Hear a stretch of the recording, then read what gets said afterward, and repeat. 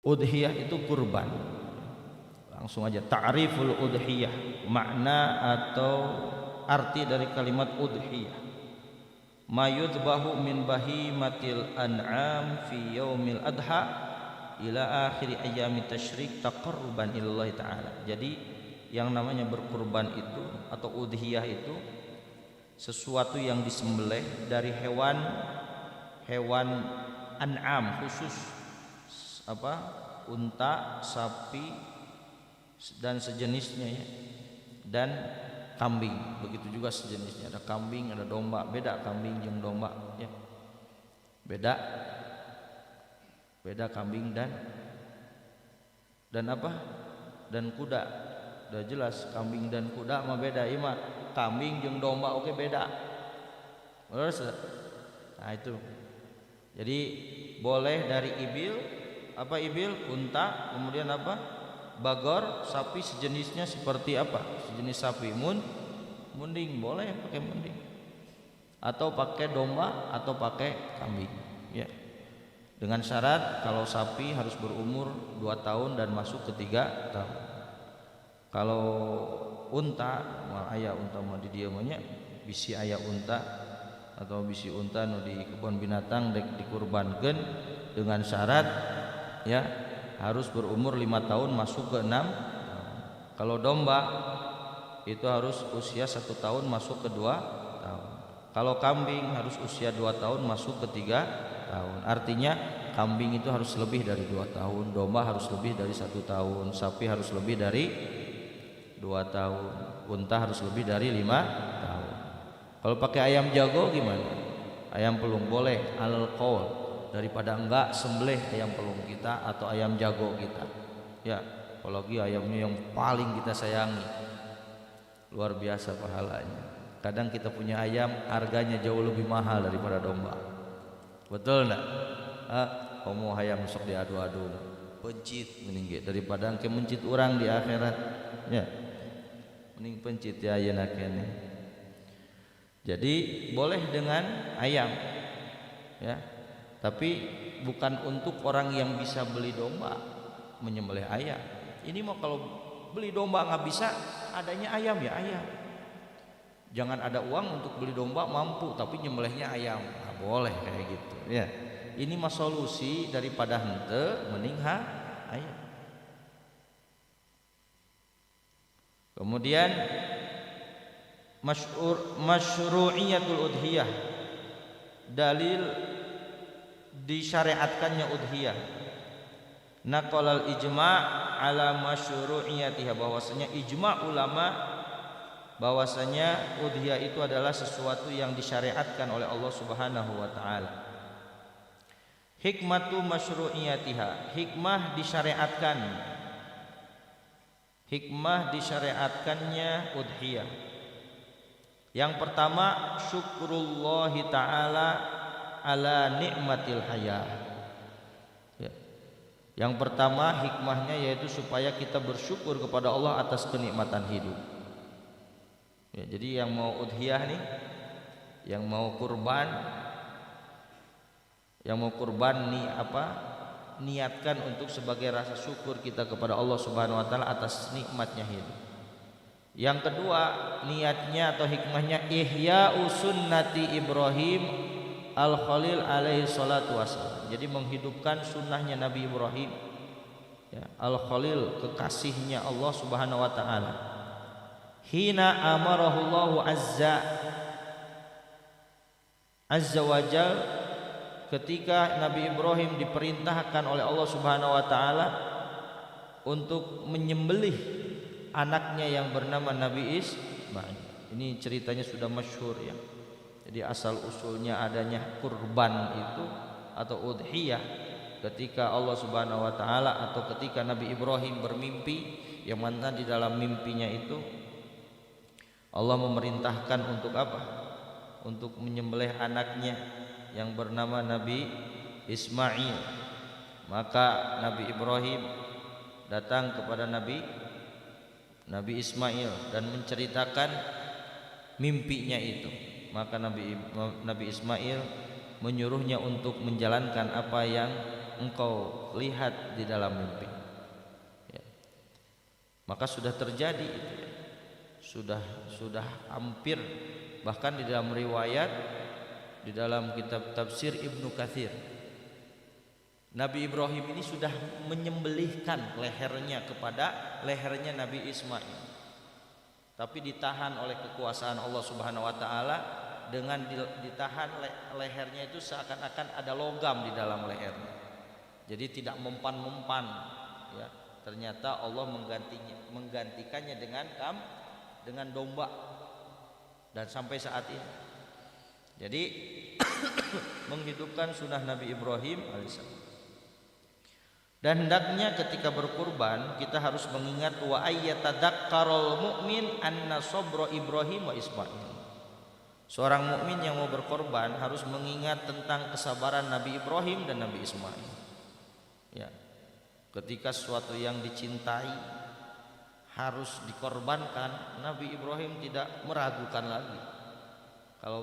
Kalau sudah Allah yang memerintahkan, apapun yang dicintai oleh Nabi Ibrahim dikorbankan. Begitu juga Nabi Ismail. Ya. Jadi kita harus mengingat kesabaran Nabi Ibrahim dan Nabi Ismail. Wa itharahuma ta'atullahi wa mahabbatahu ala mahabbatin nafsi wal walad.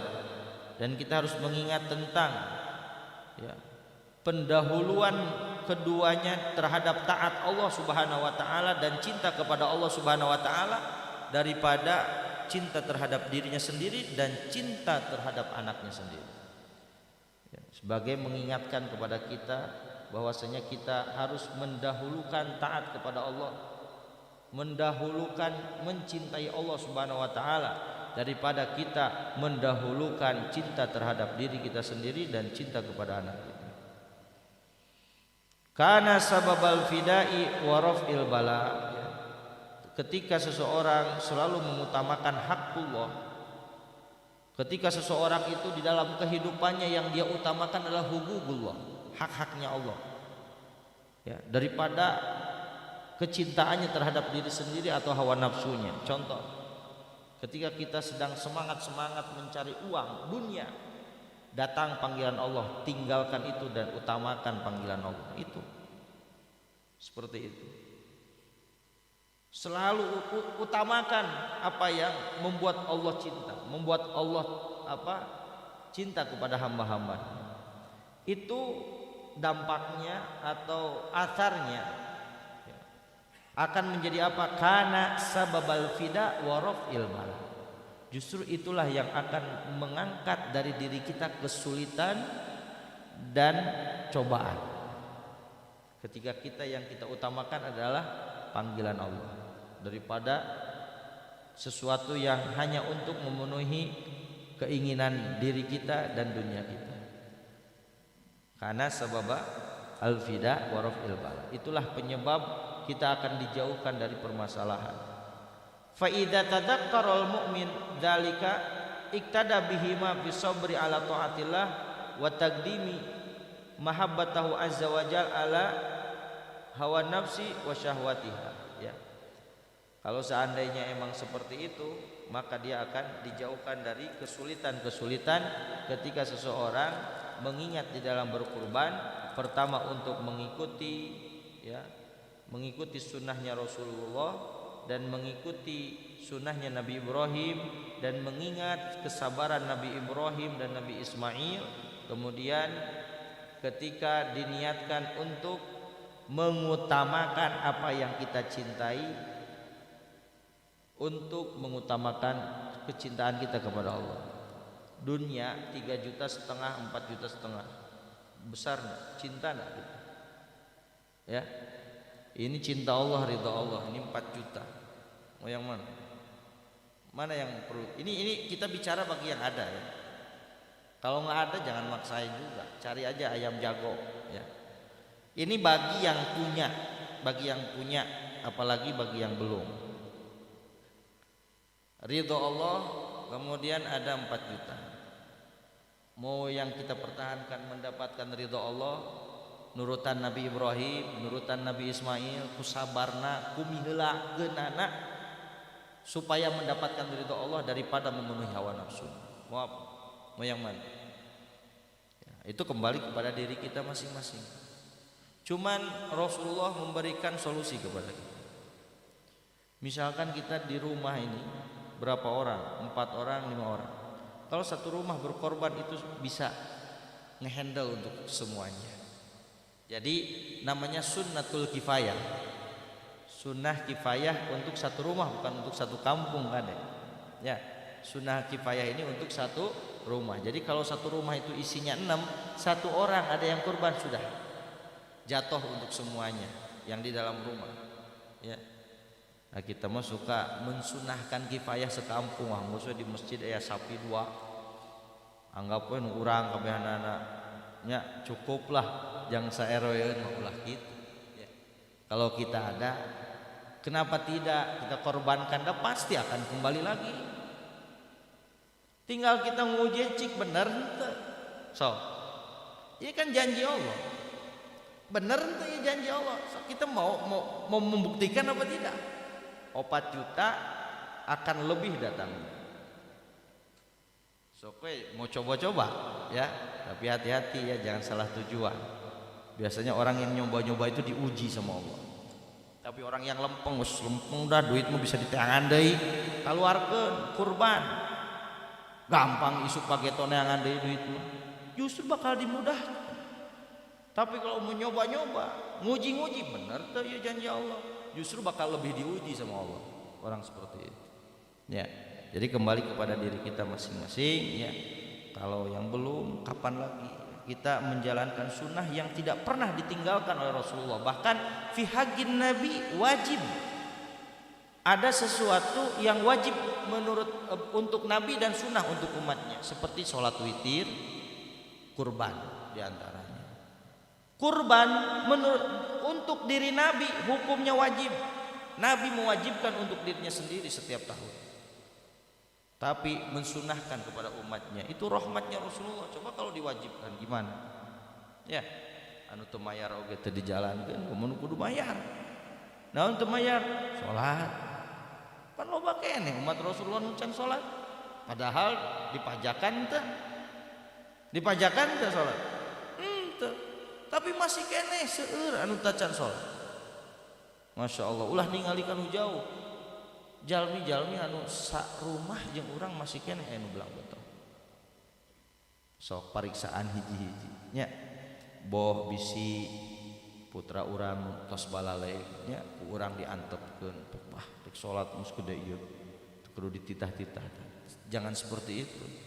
Takutnya ada anak kita perempuan yang sudah usianya sudah balik enggak salat kita biarkan. Jangan sampai seperti itu. Jadi kembali lagi bahwasanya di dalam kita mengutamakan hugugullah, insya Allah kita akan diganti oleh Allah Subhanahu Wa Taala. Kemudian anna fi dzalika wasilatun litausiyah, bahwasanya hal berkurban itu akan menjadi wasilah untuk memperluas, memberikan kebahagiaan untuk yang lain, bagi daging. Bagi daging kan senang orang sampai ngantri-ngantri. Cuman kita nih kadang suka tega. Dagingnya 1 os, lobana naon? Tulang. Ya, jangan seperti itu. Ya normalkanlah, panteskeun masihan. Ya minimal 3 os satu dagingna dicampur ku tulangna 2 os, jeroanana 2 os. Disakilokeun atawa 7 os setengah. Leres henteu? Ulah keketeprekan hungkul naon pulungeunana keur manu ngerikanana nya igana dipurudulan dibotakeun. Naon ieu pulungeunana ngan ngabawan hungkul. Leres teu? Tah panitia kurban kade nya. Leres teu? Aku abdi bagi kupon sadaya. Insyaallah di dia kurban sapi 2 ya. Insyaallah akan bikin kupon 1.500 kupon. Itu hitungan setengah naon 3 os gitu. Tapi kalau mau diseribukan kita akan bagi per bungkusnya setengah kiloan ya. Itu nanti akan dimusyawarahkan sama panitia, lebih baik 1000 tapi puas semuanya, atau mending banyak tapi 3 osan. Nah, nanti insya Allah akan diutamakan ahli majelis, nanti bawa kupon ke sini ya, nu jarau dan saukur menang 3 os makanya. Nah, gitu. Jadi supaya bisa semuanya merasakan ya. Jadi itu orang yang mungkin udah 2 bulan nggak dapat sate kan gara-gara kurban jadi pada nyate ya. Hari sate sedunia itu ya tanggal 10 Idul Adha, 10 Dzulhijjah, malamnya apalagi besoknya 11, 12, 13 Rasulullah menamakannya itu dengan Yaumu Aklin wa Syurbin. Tanggal tasyrik, ayyamut tasyrik itu Rasulullah menamainya dengan apa? Yaumu Aklin wa Syurbin, hari makan dan minum. Banyak makan, banyak minum. Ya, hati-hati yang punya darah tinggi, yang punya asam urat jeroan anak kade bisi ngejedag. Maksudnya tidak boleh berlebihan. Kamu nyicip-nyicip nggak apa-apa. Tapi yang masih sehat selagi ada sok nyate sing enak. Niatkan untuk menjalankan apa yang dianjurkan oleh Rasulullah, yaumu aklin wa syurbi, hari makan dan minum. Ya, kebayang lamun bisa nyate barengnya. Lomba bikin sate. Nah, itulah keutamaan berkurban. Yang mungkin tetangga yang sudah berapa lama nggak nemu daging ya, sebab kita berkurban mereka dapat dagingnya. Cuman hati-hati juga yang kurban, jangan mengambil lebih banyak ya. Atau mau gitu mending meuli ka pasar ya, yang loba mau samakan aja ya, lebihin lah nggak apa-apa. Kalau suka hatinya ambil hatinya. Maksudnya jangan mentang-mentang kurban setengah jang urang rek setengah deui bagikeun. Keur mah kambingna leutik ngabagikeun sa RW atuh kumaha naon udah dibagikeun. Ya. Jadi hikmahnya hilang sudah kalau kayak gitu. Jadi supaya hikmah yang terkandung di dalam berkurban itu ada dan dirasakan oleh seluruh umat Rasulullah sallallahu alaihi wa alihi wasallam. Wa tasadduqi 'alal faqir, dan disunahkan ya disodakohkan atau dibagikan, yang diutamakan adalah fakir, miskin. Tapi tidak syarat itu. Orang kaya juga enggak apa-apa punya. Wah, saya juga kan kurban, enggak apa-apa, terima. Kalau ada orang yang ngasih, saya juga kurban dah, jangan kayak gitu, terima. Nanti kita mentasarufkannya lagi, terserah mau dikasihin lagi ke orang ya. Yang penting terima dulu pemberian dari orang ya, jangan mentang-mentang dia juga kurban. Jadi wa hadhihi kulluha madhahiru lil farahi wasurur, dan ini semua adalah bentuk-bentuk kebahagiaan dan kesenangan. Bima an'amallahu bihi, dari apa-apa yang Allah berikan dari kenikmatannya alal insan, kepada semua manusia. Wa hadza tahadduthun bi nikmatillah, dan berkurban merupakan tahadduts bi nikmatillah. Berkurban merupakan adalah menceritakan atas nikmat Allah Subhanahu wa taala yang Allah perintahkan, wa amma bi ni'mati rabbika, adapun atas kenikmatan Tuhan kamu, fahdits, bicarakan, perlihatkan. Ya, jangan sembunyi-sembunyi kamu kurban. Nampakin aja. Ya, mau depan rumah atau mau di masjid, titipkan di masjid, boleh. Enggak apa-apa. Supaya kita memperlihatkan kenikmatan yang Allah berikan. Jadi intinya disunahkan di dalam di dalam syariat Rasulullah sallallahu alaihi wasallam untuk berkurban. Fadlul udhiyah, fadlul keutamaan udhiyah, banyak ya keutamaan udhiyah.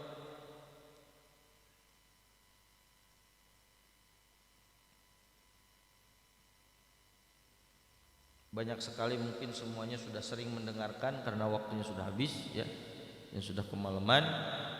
Intinya jangan lupa kita menghadirkan tujuan di dalam udhiyah. Perbanyak tujuan-tujuan yang baiknya dan ambil hikmah-hikmah yang terkandung di dalam udhiyah itu ya, supaya semua orang mendapatkan kebahagiaan atas kenikmatan yang Allah titipkan kepada kita. Gimana nih caranya supaya semua orang menikmatinya? Berkurban ya, kita ngasih sakiloan moal bisa ya, kan tradisi aiker Idul Adha mah ngasih setengah kiloan juga atau seperempatan juga kan sudah jadi biasa, karena dikumpul-kumpul dari sini ngasih jadinya 1 kilo ya, jadi banyak. Nah, ini kesempatan untuk kita yang Allah mudahkan rezekinya untuk berkurban, untuk menjalankan sunnah Rasulullah Sallallahu Alaihi Wasallam yang dianggap wajib oleh Rasulullah Sallallahu Alaihi Wasallam ya. Wallahu a'lam bishawab.